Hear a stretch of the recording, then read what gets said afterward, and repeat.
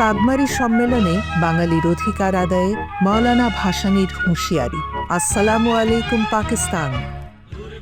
1947 সালে সাম্প্রদায়িক দ্বিজাতি তত্ত্বের ভিত্তিতে পূর্ব বাংলা পাকিস্তানের অন্তর্ভুক্ত হয়।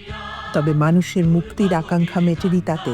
52তে মাতৃভাষার অধিকারের জন্য রক্ত দিতে হয় বাঙালিকে। 54 নির্বাচনে যুক্তফ্রন্ট জয়ী হয়েও কাজ হলো না কোনো।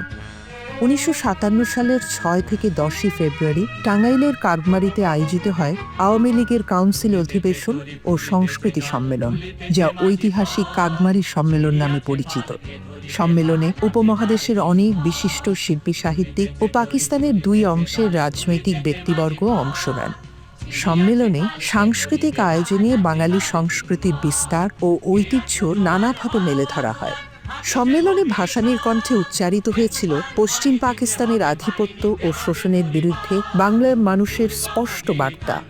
7 ফেব্রুয়ারি 1957 সভাপতির ভাষণে মাওলানা আব্দুল হামিদ খান ভাসানী বলেন, ভবিষ্যতে এমন এক সময় আসিতে পারে যে পূর্ব পাকিস্তানের অভাব অভিযোগের প্রতিকার করা না হইলে এর জনগণ হয়তো পশ্চিম পাকিস্তানকে আসসালামু আলাইকুম বলিতে পারে।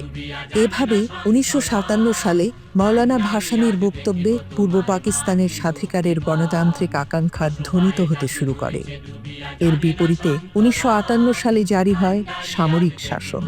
1966 সালে অবরুদ্ধ জাতিকে মুক্তির রূপরেখা দেয় বঙ্গবন্ধুর 6 দফা কর্মসূচি। এভাবে 69-এর গণ অভ্যুত্থান পেরিয়ে 71-এর মহাকাব্যিক জনযুদ্ধের মধ্য দিয়ে স্বাধীন বাংলাদেশের অভ্যুদয় হয়।